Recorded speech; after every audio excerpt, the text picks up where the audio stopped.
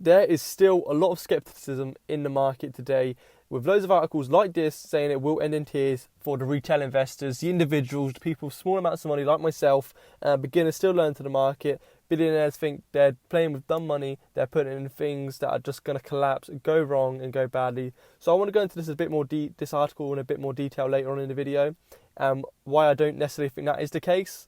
But first I just want to go through my portfolio and update you with a new deposit and some new buys and kind of direction I'm taking my portfolio with this market uncertainty. Here is my Trading 212 portfolio. A new buy this week is National Grid. I bought National Grid for a few reasons. The main being I did want to reallocate some of my stocks and my portfolio outside of the US, because currently I'm quite highly geared towards the US stock market. I have about 80% of my stocks and shares in the US. So I wanted to get a UK company, but I wanted to maintain my high dividend level and also kind of balance out my risk. So this is why I picked National Grid. At the moment, it's got quite a fair price, I believe, looking at its 5-year average and its earnings. However, it is quite highly geared, meaning it does have a lot of debt, which you have to be careful with. So it's not completely safe, and it's not, but it has got quite a fair bit of reward with the high 5% dividend yield. So I bought this, like I said. A utility sector is very quite safe and predictable, regardless of a recession and people's incomes. An electricity company is always going to have that cash flow and that income because people are always going to be using electricity regardless. So that's why I bought National Grid and diversified my portfolio. Another good option I was looking at would have been SSE. So I will still consider that. They have just released, there was a news article about them releasing new wind turbines and wind farms. And their stock price shot up like 10-12% in a day. So I wanted to wait a bit, and I think it kind of trickled down a bit and I'd be able to get it at a bit slightly cheaper price. But I'm definitely going to be keeping my eye on SSE and probably will be subsidising National Grid's portion of my portfolio with SSE as well. Maybe split that 4% between them. So that's something for me to look into. Other than that, today I did put in a £200 deposit, as you can see there on this chart here. And that just went straight into my dividend pie. So that means that £200 got allocated across my holdings. There was no significant update in this. I hadn't really changed anything about it. The only thing I did add, as I mentioned, was National Grid. So that is all the stocks and shares I hold on Trading 212. The rest of my portfolio is across mutual funds on Hargreaves Lansdown, split between a normal ISA and a lifetime ISA.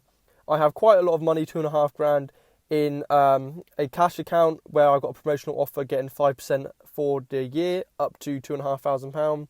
And I've also got quite a lot in premium bonds. This is because I'm using that as a separate cash kind of holding, to which I will put into my lifetime ISA when it gets nearer to the end of the tax year. And that's because that's quite a short-term goal for me, buying a house, which is what I'm using the lifetime ISA for. And I need that money relatively short, so I don't want to risk it by investing it and potentially going down in the short term. So I'm just holding it as cash where I could potentially get a payout from a premium bond, and then at the end of the tax year I'll move into the lifetime ISA, so I get a 25% bonus. So another feature that I've topped up in my portfolio is my crypto account. So it's only a small amount, it's about 2-3% of my entire portfolio. At the moment, quite a cool cryptocurrency I'm looking at is Tezos. So on Coinbase, they are staking it. So that means, essentially, from what I've read, it's a dividend payout on cryptocurrencies. So when you stake it, you essentially offer some of your cryptocurrency, your holdings, and it's used to develop the blockchain that cryptocurrency is built behind, and it makes it more secure, and you get rewarded for that. So at the moment, Coinbase is stating it's around 5% annual return, which will be very interesting to see how it pays out. And I will read more into it, and I'm looking probably to put a bit more money into it. In terms of the crypto as a whole, I won't be allocating more than 5% of my portfolio to it at any given time, because it is too risky. It's just a bit of a speculative, fun gamble, and having money in that kind of diversified thing where it could shoot up, hopefully. So overall, my portfolio's just under £14,000. It's pretty stable at the moment, and I will continue to cost average. I do have a direct debit set up for my Hargreaves Lansdown ISA, so that comes out around the middle of the month, and that will push my portfolio just over £14,000, provided there's no massive drops in the market. So moving on to this very negative article and pessimistic outlook of the stock market ending in tears. So Cooperman is a billionaire investor, and he's saying that essentially in the market there's a lot of dumb money. People have been given free money through the stimulus checks in the US. I think it can go up to like $2,000 a month or something crazy like that. And a lot of people still do have their jobs and are working. So this is just extra income that they can just splash out on or whatever. and a lot of them are putting into the stock market because they feel there's no loss. So they're taking a gamble and they're buying stuff that's just dropped in price. So a good example of this is the Hertz, that rental car company that's going bankrupt. So people are buying a bankrupt company, so it's lost around 95% of its value, and people are just banking on it, shooting up a few pence just so they can sell and make a quick profit. It is essentially day trading, which has paid off for a lot of people. If you had bought it at the bottom of the market, I think it's around $1 or something, and it shot up 500%, I think within a span of a week. It's very similar to the Wirecard company today. So they found $2 billion missing or something crazy like that. And in one day today, again, it dropped to like $1 because it went insolvent, and it's shot up 180% in one day. And a lot of these day traders use leveraged accounts. So I think on Trading 212, it's a 1 to 30 leverage account. So if you had it and you held and you made 180% leveraged, you are making an absolute fortune. But what Cooperman is saying is in this article is that these kind of gains and this kind of volatility where people can bank off it, it doesn't last, and all it takes is one bad trade, especially if you are doing like a CFD, a contract for difference account, where a leveraged movement like that and a company's going bankrupt can cancel out and lock out your whole account. So these kind of day trading things are very hard to do, and it doesn't last forever, and these kind of rewards normally end in a loss. So this is why I'm kind of sticking to valuable companies. They have good balance sheets, they're buying, they have strong business models, and they pay out consistent and reliable dividends. It's something you can bank on, and it's a lot more reliable, and in the long term, I think it's definitely, for me personally, a winning strategy. I don't have the patience or the technical knowledge to want to go into day trading, and everything I've read on it is just not worth the risk. So it's very a short-term mindset day trading, and I'm very much in it for the long term, as I think that's a lot easier and definitely reduces your risk by an immense amount. So in this article here, it shows it's not all doom and gloom. It does mention how Boris Johnson is looking to invest into the UK's infrastructure, so whether it be hospitals, schools, broadband, and some of the examples he gives. As I mentioned earlier, I do want to buy more of the UK's stocks.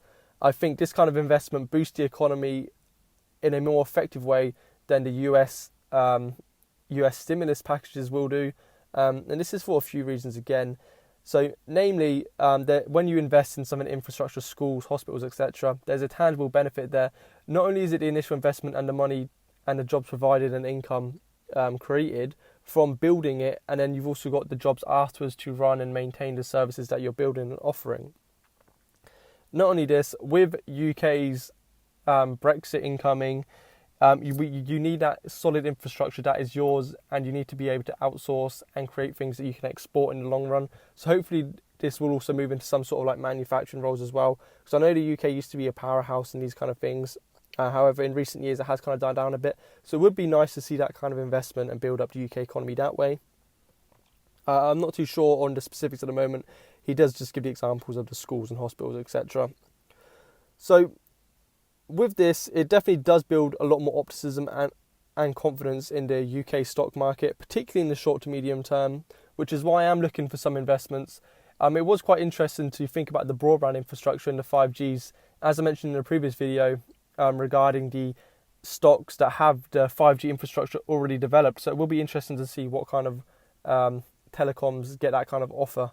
I currently do hold AT&T and Vodafone, so it would be interesting to see if either of them kind of build in the UK market. I know AT&T do have the infrastructure in the US, and I know Vodafone has plans for it. I'm not sure the kind of their standpoint on how far it's developed. But it's definitely an exciting time, and I'm glad to see they are putting investment in it and they're not holding back spending, and they are willing to make that initial investment to get us through this kind of economic downturn that we will eventually face due to COVID. So to conclude, I will continue my cost averaging strategy, of course, while balancing out my short and long-term goals and allocating my level of risk accordingly. But do let me know what you think of the articles I went through today, and also how you're preparing your own portfolio, what your kind of plans are, and what your strategies you're implementing for all these kind of news and headlines that are going on about. And there's a lot of fear mongering, so definitely let me know how you guys are strategizing for that. So thanks for watching, and I'll catch you guys next time.